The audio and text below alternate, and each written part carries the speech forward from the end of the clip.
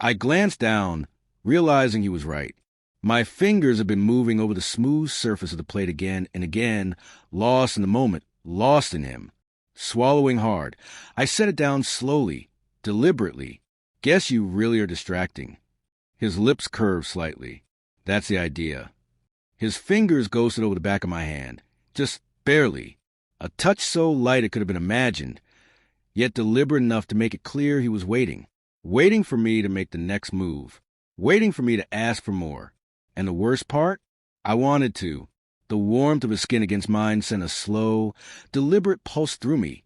One I couldn't ignore, even if I tried. The kitchen had always been a place of routine, familiar, predictable, safe. But now, with him standing this close, his touch feather-light yet impossibly heavy, everything felt different.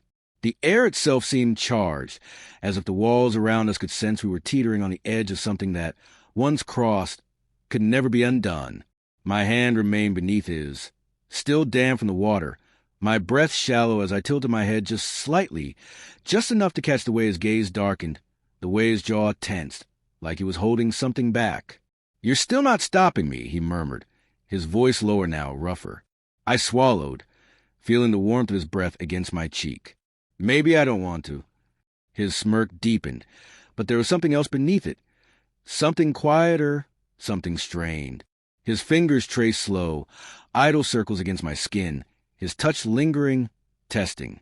"I should go," he said, but he didn't step back. Probably. I whispered, but I didn't move either. The tension stretched between us, thick and unrelenting.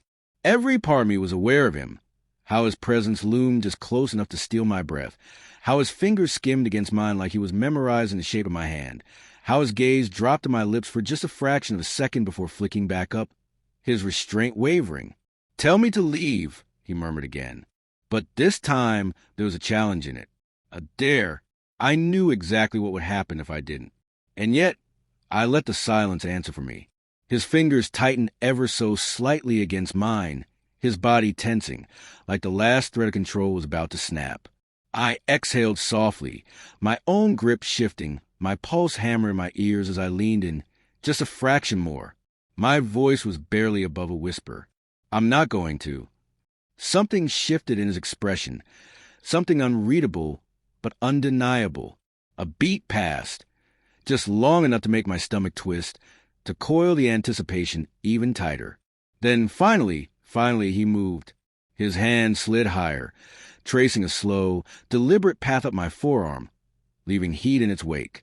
My breath caught, my fingers flexing as his touch lingered, teasing, waiting. I wasn't sure who closed the space first, but suddenly we were too close. The air between us had all but vanished, the weight of this moment pressing in from all sides. He exhaled quietly, his forehead nearly brushing mine now. His fingers trailed back down, tracing the delicate bones of my wrist, as if savoring the moment. "You know we can't go back after this." I swallowed, my voice steadier than I felt. "I know." His grip tightened, his jaw clenching, like he was holding himself together by the thinnest thread. "Then tell me one more time that you want this." I let my fingers slide against his, hesitation slipping away as I lifted my chin, meeting his gaze head on. "I think you already know." A slow, knowing smirk tugged at the corner of his lips. His fingers finally closed around mine, firm, certain. The weight of the moment settled around us. Inevitable, irreversible, and neither of us was stopping it now.